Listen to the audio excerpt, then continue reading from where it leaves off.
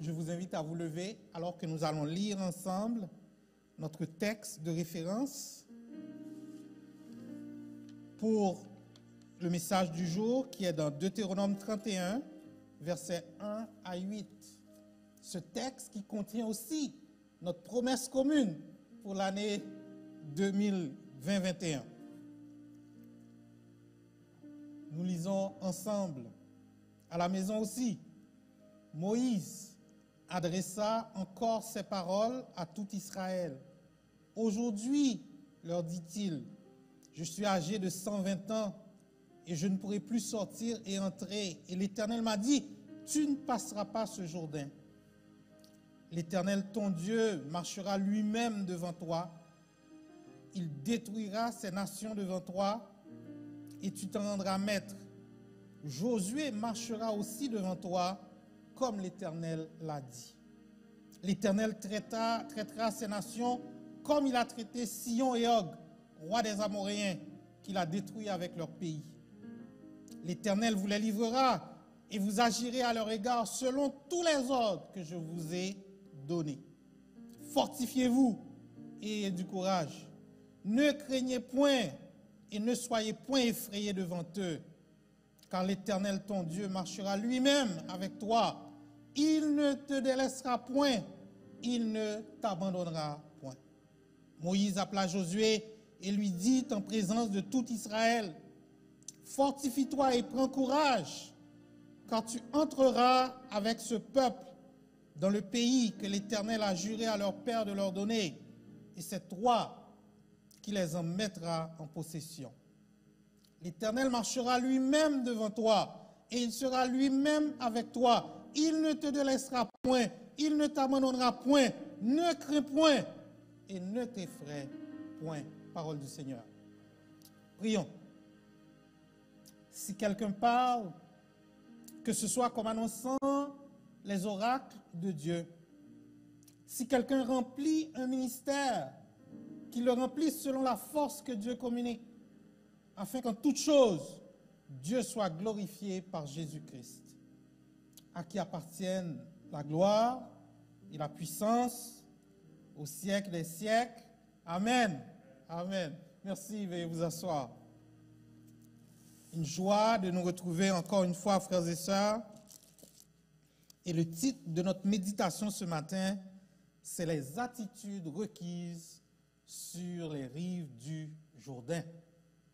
Les attitudes, ou encore autrement dit, les dispositions de cœur requises sur les rives du Jourdain. Chers amis, je suis persuadé que, comme moi, vous êtes excités de voir 2020 s'en aller. Parce qu'il semble que tous les problèmes de la terre s'étaient donné rendez-vous en 2020. Puisqu'il nous semble que tous les problèmes de la terre s'étaient donné rendez-vous en 2020, nous sommes par conséquent soulagés de voir 2021 arriver et nous espérons qu'un nouveau départ en 2021. En réalité, nous ne savons pas ce que 2021 va nous amener. J'aimerais bien vous dire comme le monde, ça va bien aller. Mais la sagesse me dit de me remettre à la volonté de Dieu. De nous en remettre totalement à la volonté du Seigneur. Cependant, lors du culte de la veille du jour de l'an, nous avons médité sur l'une des promesses que vous devez aussi garder en tête. Nous savons du reste que toute chose concourt au bien de ceux qui aiment Dieu, de ceux qui sont appelés selon son dessein. Donc les plans de Dieu pour nos vies sont infaillibles. Et nous avons tout intérêt à nous y fier nous-mêmes. Une nouvelle année est toujours porteur d'espoir. porteuse d'espoir. Plusieurs voient dans une nouvelle année l'opportunité de tourner la page, l'opportunité de changer de poste de canal, comme on dit, ou encore de prendre un nouveau départ. Mes chers amis, laissez-moi respectueusement vous suggérer que même si l'année a changé de nom, force est d'admettre que nos circonstances sont encore les mêmes. Les factures que vous aviez qui étaient impayées le 31 décembre sont encore dues le 1er janvier. Ce n'est pas parce que l'année a changé que non plus qu'on va avoir moins de cas de Covid cette semaine. Mais Dieu vous dit ce matin que si les circonstances demeurent les mêmes, notre attitude, ou autrement dit nos dispositions face aux circonstances peuvent changer et c'est ça qui va faire toute la différence. Vous êtes là, frères et sœurs? C'est-à-dire que les dispositions de nos cœurs face aux circonstances de la vie vont faire toute la différence. Dans les programmes de sciences administratives, dans les facultés, à l'université, on répète cette maxime aux étudiants. Votre attitude détermine votre altitude. Votre attitude détermine votre altitude. Cette maxime, en d'autres mots, dit que lorsqu'on a une bonne attitude, cela aide à gravir les échelons dans l'entreprise. À l'opposé, si on a une mauvaise attitude, on est sûr de rester au bas de l'échelle. Votre attitude détermine votre altitude. Et le pasteur Swindoll illustre ça par une illustration intitulée « L'impact de l'attitude ». Il dit « Plus j'avance en âge, plus je réalise l'impact de l'attitude sur la vie. Pour moi, l'attitude est la plus importante que les faits, que le passé, que le niveau d'éducation, que l'argent, que les circonstances, que les échecs, que les succès, que ce que les autres pensent, disent ou font, que les apparences, que les dons ou les compétences. L'attitude fera ou défera une entreprise, une église, un foyer. Ce qui est remarquable, c'est que nous avons chaque jour le choix de l'attitude que nous adopterons pour cette journée. Nous ne pouvons pas changer notre passé, nous ne pouvons pas changer l'inévitable. La seule chose que nous pouvons faire est contrôler la seule chose que nous avons, c'est-à-dire notre attitude. Il dit, je suis convaincu que la vie, et portez bien attention à ça, je suis convaincu que la vie, c'est 10% de ce qui nous arrive et 90% de la façon dont nous y réagissons. Et c'est vrai pour chacun de nous. Nous sommes responsables de nos attitudes. Et ce matin, avec l'aide de l'Esprit de Dieu, frères et sœurs, j'aimerais vous amener à réaliser que votre attitude est un facteur déterminant de vos vies. Nos attitudes sont donc fondamentales dans notre perception des différentes situations de nos vies. Ce qui paraît un problème pour moi peut représenter une grosse opportunité pour vous. C'est une question de perception et fondée sur nos attitudes, qui sont en fait les dispositions de nos cœurs. Votre attitude déterminera votre niveau d'engagement dans l'Église. Votre attitude déterminera votre niveau de satisfaction dans votre mariage et dans la vie en général. J'aimerais respectueusement vous suggérer que si votre attitude, si vous gardez exactement les mêmes attitudes en 2021 que vous aviez eu en 2020, votre vie va probablement produire les mêmes résultats. Même attitude, même résultat. Dieu nous demande donc ce matin, à la lumière de sa parole, de nous assurer que nous avons les bonnes attitudes pour cheminer dans la nouvelle année. Quel est le contexte du passage? C'est qu'après avoir erré pendant 40 ans dans le désert, à cause de leur incrédulité, Israël se retrouve sur les rives du Jourdain.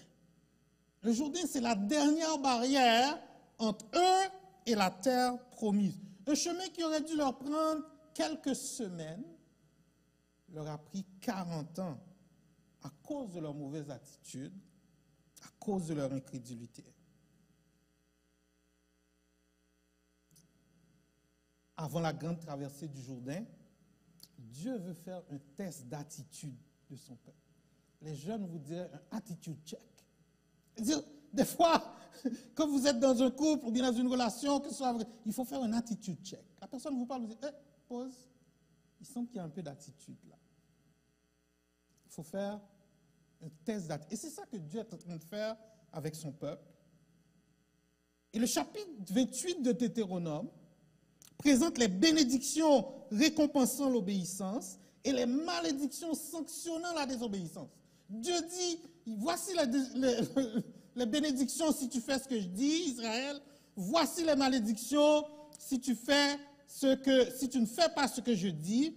Et Dieu dit, j'ai mis devant toi la vie et la mort, la bénédiction et la malédiction. Choisis la vie afin que tu vives. Dieu met un choix devant Israël. Bénédiction, malédiction, choisis la vie. Moïse se fait vieux.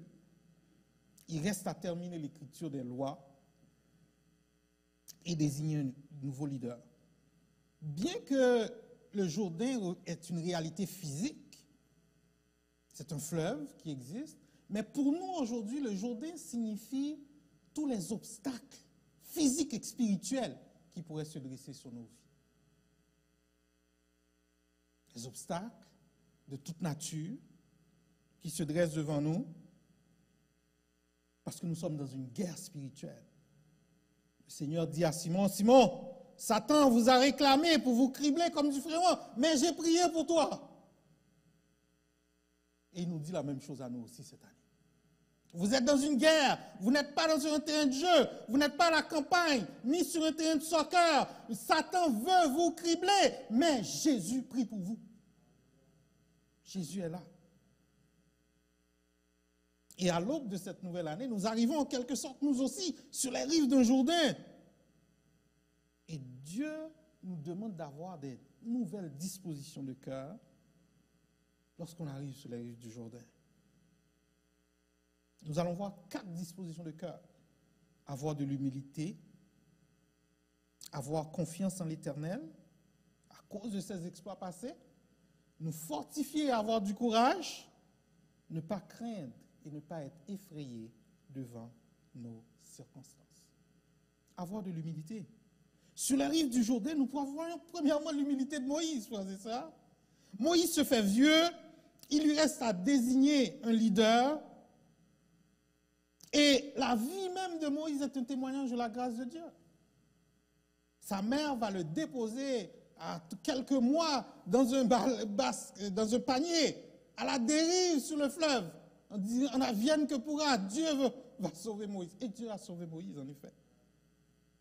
Suite au meurtre de l'Égyptien, Moïse doit s'enfuir à Madian pour sa vie et il se retrouve dans le désert, 40 ans de formation à l'école de Dieu. Vous savez, il y a des choses que Dieu fait pour vous, mais vous devez passer par une période de formation. Oui, Moïse doit passer 40 ans dans le désert et jamais homme n'aura eu plus grande proximité avec Dieu que le prophète Moïse. Exode 33, 11. L'Éternel parlait à Moïse face à face, comme un homme parle à son ami. Waouh! Et à la mort de Moïse, la parole nous dit, il n'a plus paru en Israël de prophète semblable à Moïse que l'Éternel connaissait face à face. Moïse était dans une position privilégiée. Lorsque vous parlez à n'importe quel juif maintenant, vous lui parlez de Moïse, vous lui parlez d'une personne qui est une toute petite coche au-dessous de Dieu. Tellement Moïse est aimé, tellement Moïse est vénéré. Et pourtant, la parole nous dit quelque chose d'étonnant, que Moïse sera privé d'un privilège dont il se serait tout naturellement attendu. Moïse adressa encore ces paroles à tout Israël.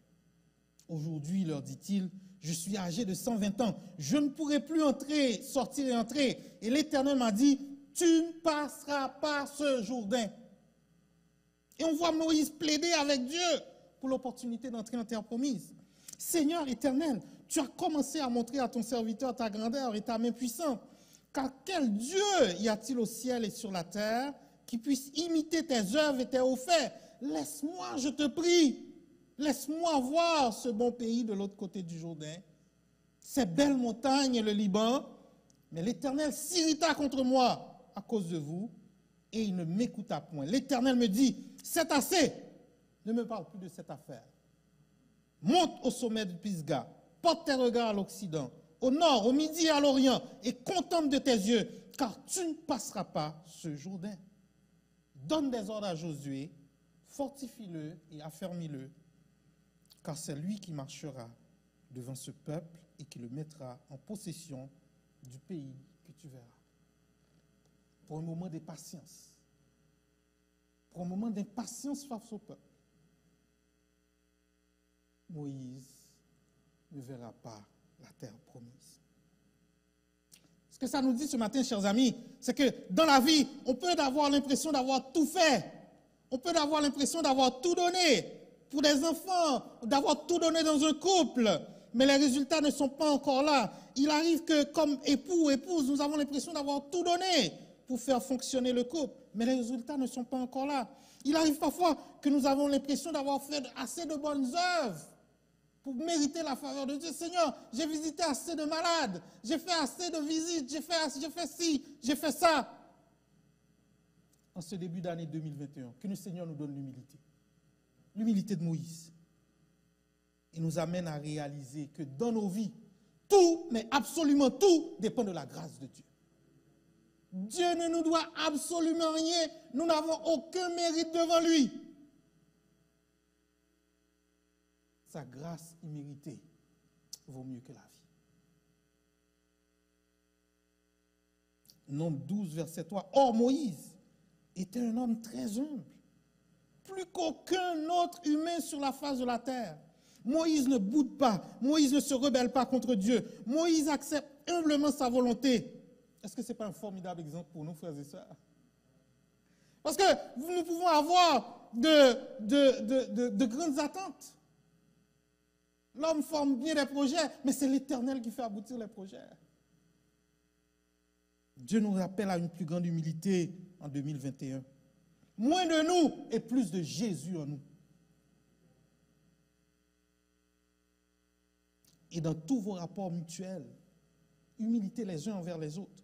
Revêtez-vous d'humilité, car Dieu résiste aux orgueilleux, mais il fait grâce aux humbles. Humiliez-vous donc sous la puissante main de Dieu, afin qu'il vous élève au temps convenable. Et déchargez-vous sur lui de tous vos soucis, car lui-même prendra soin de vous. Nous vivons dans une société où les gens font des prières. Des fois, j'écoute certaines personnes, je suis étonné. Je dis, Dieu, je te commande de faire ci. Je suis comme, waouh, le Dieu de l'univers. Le Dieu qui dit et la chose arrive. Qui ordonne et elle existe. Nous devons nous mettre à plat devant ce Dieu dans l'humilité, mon frère, ma soeur. Et Dieu nous parle à travers de Moïse, la vie de Moïse, pour nous dire, il y a des fois des formes d'amertume dans nos cœurs, frères et sœurs. Une attente non comblée. Il y a des couples qui attendent un enfant. Il y a un jeune qui attend une compagne de vie. Une réponse qui tarde à venir. Fais confiance à ton Dieu. Humilie-toi sous la puissante main de Dieu et au temps convenable, il te relèvera. Moïse est appelé à céder le leadership à Josué. Dieu a préparé Josué pour cela. Est-ce que tu es prêt, toi, de ton ministère à l'Église, à céder ta place quand le temps viendra? Gracieusement, sans bouder, sans chicaner, pour la gloire de Dieu. Le fruit de l'humilité et de la crainte de l'Éternel, c'est la richesse, la gloire et la vie. Ne faites rien par esprit de parti pris ou par vaine gloire, mais que l'humilité vous fasse regarder les autres comme étant au-dessus de vous-même.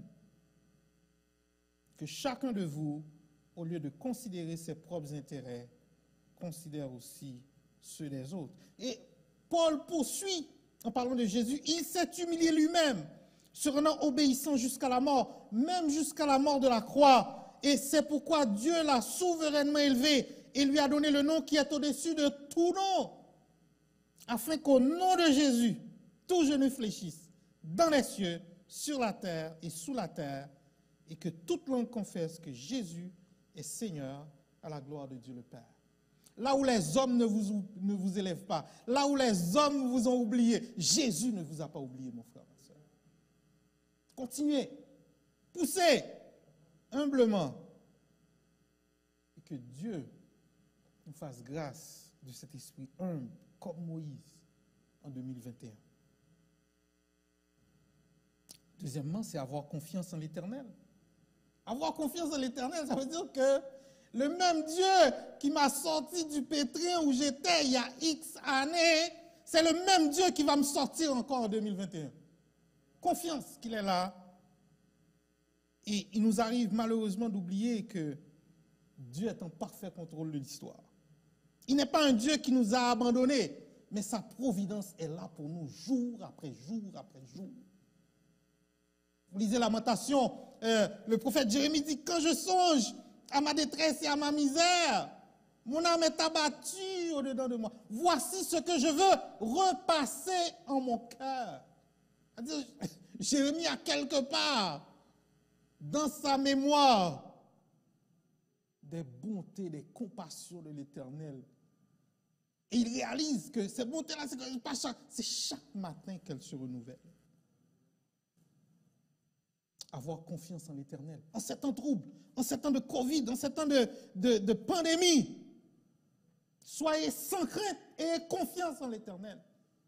Votre attitude doit être une attitude de confiance, pas une attitude de peur. Non. C'est pourquoi nous sommes sans crainte quand la terre est bouleversée et que les montagnes chancellent au cœur des mers, quand les flots de la mer mugissent, écument, se soulèvent jusqu'à faire trembler les montagnes. Il est un fleuve dont les courants réjouissent la cité de Dieu, le sanctuaire de demeure du Très-Haut. Dieu est au milieu d'elle, elle n'est point ébranlée. Parole du Seigneur. Dieu la secoue dès l'aube du matin. Des nations s'agitent, des royaumes s'ébranlent. Il fait entendre sa voix. La terre se fond d'épouvante. L'Éternel des armées est avec nous. Le Dieu de Jacob est pour nous une haute retraite. Parole du Seigneur. Nous n'avons rien à craindre. Sinon qu'à faire confiance en l'Éternel, le Dieu d'éternité. Et Dieu va rassurer le cœur de son peuple. Et les gens sont sur le bord du rivage, le journée est de l'autre côté.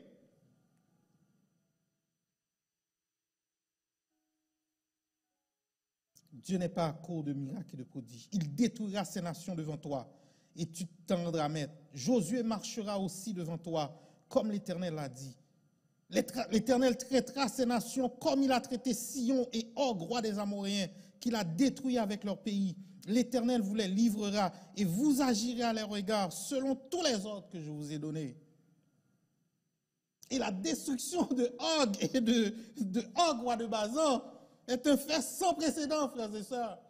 C'est comme la destruction de deux superpuissances. Les gens des alentours étaient là, ils étaient bouche bée de voir un petit peuple comme Israël renverser des géants comme Sion, roi des Amoréens, Og, roi de Bazan. Quand Rahab, les espions sont allés voir Rahab, Rahab dit, nous avons entendu ce que l'Éternel a fait pour vous, comment il a fendu la mer devant vous, et comment vous avez dévoué par interdit de votre ces deux rois-là. C'est l'Éternel, c'est votre Dieu qui est le Dieu. Il n'y en a pas d'autre. Rahab, héroïne, une femme païenne, fait cette déclaration. Après ce que nous avons vu et entendu, c'est votre Dieu qui est le Dieu, il n'y en a pas d'autre. Et Rahab remet sa vie aux espions. Elle les cache chez elle. Et c'est elle seule qui sera sauvée de Jéricho. Repasse en ton cœur, mon frère, ma soeur, les exploits de l'Éternel dans ta vie. On a besoin de plus d'esprit de Christ de cette début d'année, mon frère, ma soeur. Les exploits, pour dire les gens qui t'avaient dit, tu ne passeras pas. Et cette fin d'année-là, nous avons une autre belle preuve dans notre église. Notre fille Ludmille ira étudier. Je me souviens que cette fille a témoigné dans un soir étude biblique. Elle a dit, son professeur de 3e année lui avait dit, Ludmille, ne perds pas trop de temps là, tu n'iras pas loin. Pas d'université. Non, l'université n'est pas une option pour toi.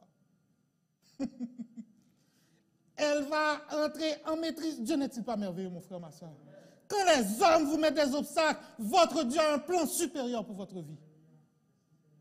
N'écoutez jamais personne pour vous descendre, personne pour vous rabaisser, parce que vous êtes une créature merveilleuse aux yeux de Dieu. Et vous savez, on vient de chanter, et l'Esprit travaille ce matin avec ce Sauveur bien-aimé. Je veux demeurer constamment. Il change l'hiver en été. L'automne est un nouveau printemps. Dieu a une bénédiction cette année. Avoir confiance, humilité, avoir confiance, nous fortifier et avoir du courage. Chers amis, bien que nos circonstances actuelles peuvent nous sembler sombres, Dieu nous dit de nous fortifier et d'avoir du courage. L'heure n'est pas à la déprime, ni à baisser les bras. Ne crains rien car je suis avec toi. Ne promène pas des regards inquiets car je suis ton Dieu. Je te fortifie, je viens à ton secours, je te soutiens de ma droite triomphante. Dieu nous donne une victoire, tant sur les forces physiques que spirituelles.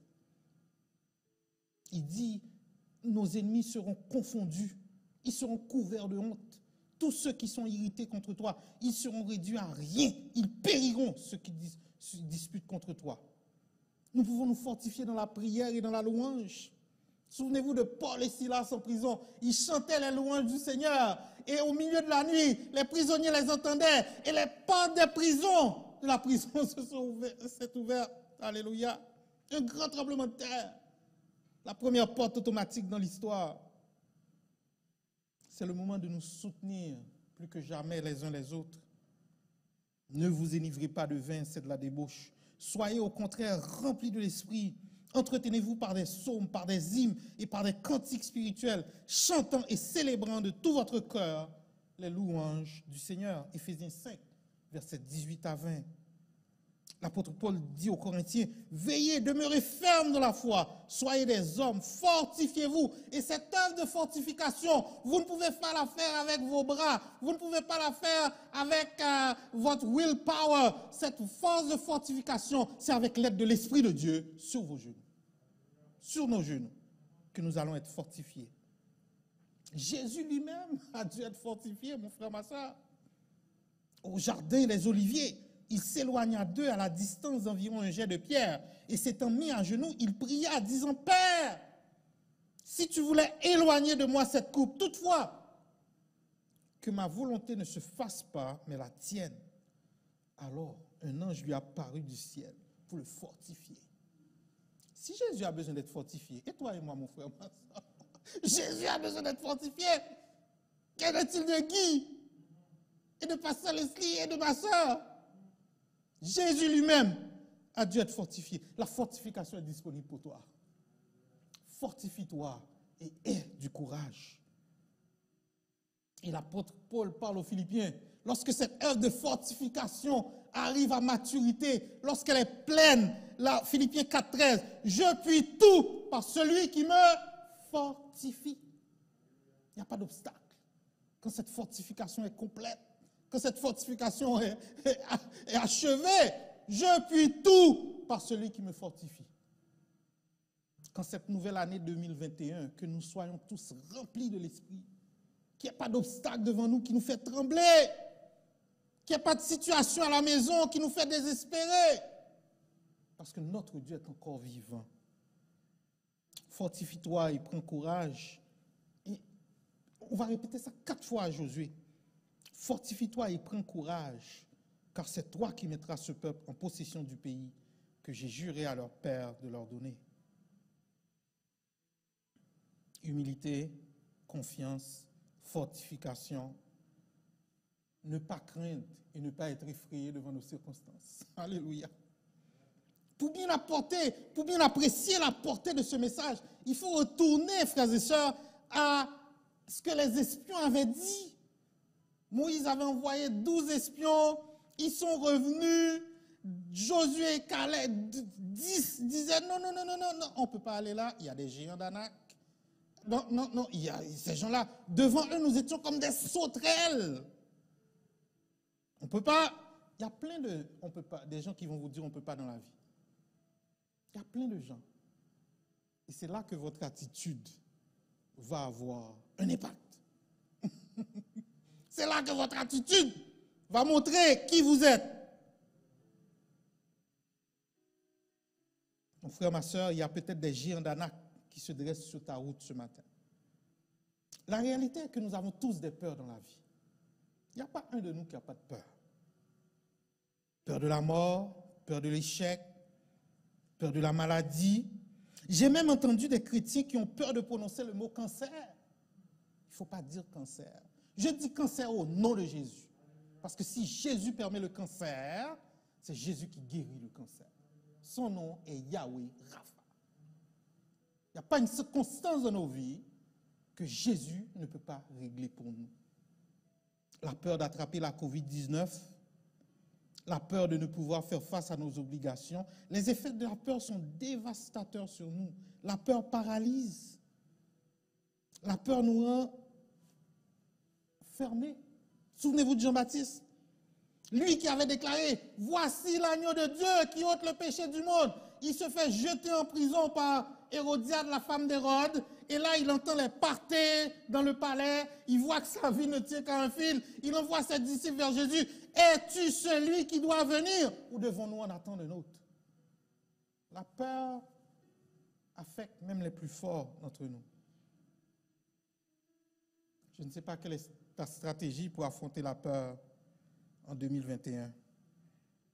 Mais je te dis que Jésus a déjà fait les provisions à la croix pour toi. Pour toutes tes peurs.